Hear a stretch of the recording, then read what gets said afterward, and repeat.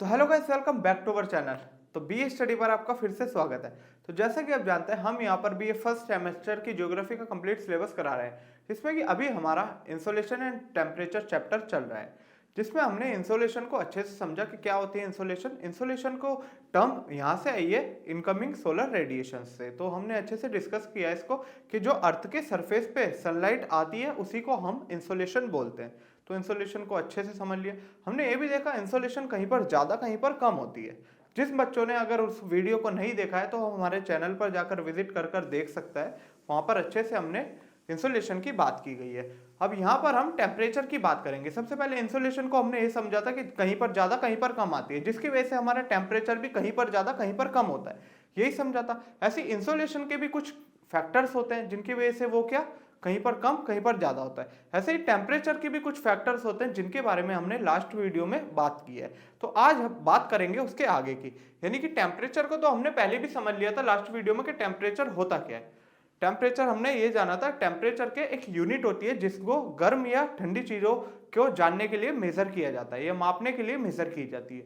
ये हमने अच्छे से डिस्कस किया। फिर हमने फैक्टर्स के बारे में जाना कि कौन कौन से फैक्टर्स होते हैं जो टेम्परेचर को वेरिएशन करवाते हैं या इन्फ्लुएंस करते हैं उनके चेंज होने के, या कारण बनते हैं टेम्परेचर के चेंज होने के। तो आज हम बात करेंगे इन्वर्जन ऑफ टेम्परेचर, यानी टेम्परेचर का बढ़ता कैसे है, यानी उल्टा कैसे हो जाता है। तो बिना किसी देरी के चलिए स्टार्ट कर लेते हैं। तो इन्वर्जन ऑफ टेम्परेचर यानी कि हमने देखा था कि टेम्परेचर हम जैसे जैसे ऊपर जाते रहते हैं तो टेम्परेचर क्या होता रहता है, कम होता रहता है। इसी को हमने नॉर्मल लैप्स रेट भी समझा था। तो एक बार दोबारा जानते हैं। Temperature decreases with increase in elevation at the time situation is reversed and the normal lapse rate inverted। Hindi में क्या है इस बात का मतलब? तो देखिए, ऊंचाई के बढ़ने से के साथ तापमान घटता है, और ये हमने देखा भी कि जैसे जैसे ऊंचाई पर हम जाते रहते हैं टेम्परेचर घटता रहता है। ये बात ट्रोपोस्फेयर में जब हम लेयर्स की बात कर रहे थे हमने वहां भी जाना था कि जैसे ही हम ट्रोपोस्फेयर में ऊपर जाते रहते हैं टेम्परेचर कम होता रहता है। नॉर्मल लैप्स रेट में भी हमें यह पता चला कि जैसे ही हम 1000 मीटर ऊपर जाते हैं 6.5 डिग्री सेल्सियस कम होता रहता है, ये जाना था। तो यानी कि हमें तो पता है कि जैसे हम ऊपर जाते रहेंगे टेम्परेचर भी घटता रहेगा। लेकिन यहाँ पर क्या हो रहा है, ऊंचाई के बढ़ने के साथ तापमान घटता रहता है, लेकिन कई बार स्थिति ऐसी हो जाती है, उलट जाती है, और सामान्य चूक दर उलट जाती है। यानी कि सामान्य दूर चक क्या होती है हमारी, जो नॉर्मल लैप्स रेट है, नॉर्मल लैप्स रेट, समझ आया। तो ये क्या हो जाती है, उल्टी हो जाती है। यानी कि जैसे जैसे हम ऊपर जाते हैं टेम्परेचर घटता तो है, लेकिन घटने के साथ साथ क्या हो जाता है, नॉर्मल लैप्स रेट में तो घटता है, क्या होता है जैसे जैसे हम ऊपर जाते हैं टेम्परेचर भी कम होता रहता है। लेकिन जब हम इन्वर्जन ऑफ टेम्परेचर की बात करते हैं तो हम जैसे जैसे ऊपर जाते हैं टेम्परेचर भी बढ़ता रहता है। अरे ये क्या हो गया, ये तो नई चीज हुई है। तो नई चीज को ही जानने के लिए तो आए हैं हम यहाँ पर कि क्या जैसे जैसे हम ऊपर जाएंगे टेम्परेचर भी बढ़ जाएगा। तो ये कुछ स्पेसिफिक कंडीशंस होती है, यानी स्पेसिफिक एरिया होता है वहां पर ये होता है, और इसके भी कुछ स्पेसिफिक कारण होते हैं। तो उन्हीं कारणों को आज समझेंगे। तो जानते हैं इसका सबसे पहले ये होता कब है। तो देखिए, जैसे जैसे हम ऊपर जाते हैं तो क्या होता है, नॉर्मली अगर हम गर्मी की बात करें तो गर्मियों में ऐसा नहीं होता। यानी कि क्या है, इंसोलेशन आई, सन से इंसोलेशन आई, हमारी गर्मी थी, पूरे दिन गर्मी रही, रात को भी गर्मी रही, इतनी ठंडी नहीं हुई, तो वहां पर ऐसी सिचुएशन नहीं हुई। लेकिन जब हम बात करते हैं सर्दियों की, तो सर्दियों में क्या होता है, मान लेते हैं सर्दियों की बात कर लेते हैं हम।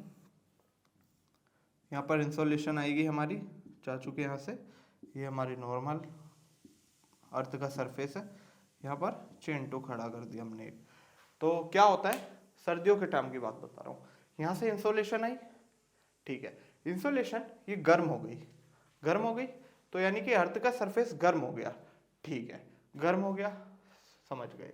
यानी कि अब ये गर्म हो गया, यानी कि अब ये रेडिएटिंग बॉडी बन चुकी है। यानी जब कोई चीज गर्म हो जाती है तो उसमें से कुछ ना कुछ तो निकलता है ना। ऐसे ही अगर हम पानी को बॉईल कर देते हैं तो उसमें क्या भाप निकलता है, वाटर वेपर। ऐसे ही जब अर्थ का सरफेस गर्म हो जाता है तो यहाँ पर जो हमारा एटमोस्फेयर है, जब यहाँ से टेरेस्ट्रियल रेडिएशन निकलेगी तो ये क्या एटमोस्फेयर को गर्म कर देगी, यानी कि जो एयर के मॉलिक्यूल्स है ये भी गर्म हो जाएंगे, समझ गए, इसमें से गर्म हो जाएंगे, ठीक है, गर्म हो गए। ये यहाँ पर क्या है, ये गर्म हो चुके हैं, ये जो हॉट एटमॉस्फेयर बन चुका है हमारा।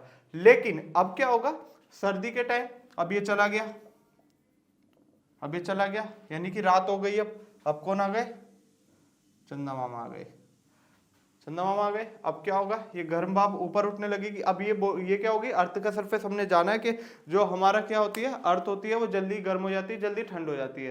अगर हम वाटर के कंपैरिजन में देखें तो हमारा लिथोस्फीयर वाला पार्ट तो क्या होता है, ये जल्दी ठंडा हो जाता है। अब यहाँ पर से पहले ये गर्म था, जब क्या, जब धूप निकली हुई थी, जब ये गर्म था, यानी कि सनलाइट इसको मिल रही थी, रेडिएशन आ रही थी, जब ये गर्म था। लेकिन अब रात हो चुकी है, तो रात में क्या, सर्दियों के वक्त क्या हो जाता है, ठंडा हो जाता है। तो अब ये ठंडा हो गया, तो ये क्या हो जाएगी, ये अब ऊपर चली जाएगी, क्योंकि अब ये ठंडा हो चुका है। तो यहाँ पर इसका ऊपर वाला एटमॉस्फेयर भी कैसा हो जाएगा, ठंडा हो जाएगा, और ये ऊपर चली जाएगा। यानी कि जो हमारा गर्म एटमॉस्फेयर था, ये वाली गर्म हवा, ये ऊपर चली गई और यहाँ पर कैसी रह गई, ठंडी रह गई।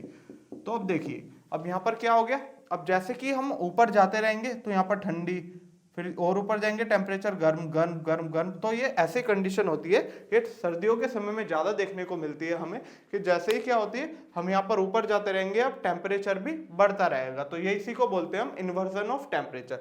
आपको ये समझ आया? अगर समझ नहीं आया तो कमेंट सेक्शन में बता सकते हैं, दोबारा बताएंगे इसको, है ना। तो अब इसके आगे की बात करते हैं। तो ये ऐसे ही रहता है हमारा इन्वर्जन ऑफ टेम्परेचर। अब हम बात करते हैं डिस्ट्रीब्यूशन ऑफ टेम्परेचर, यानी पूरी अर्थ पर टेम्परेचर किस पार्ट में डिवाइडेड होता है।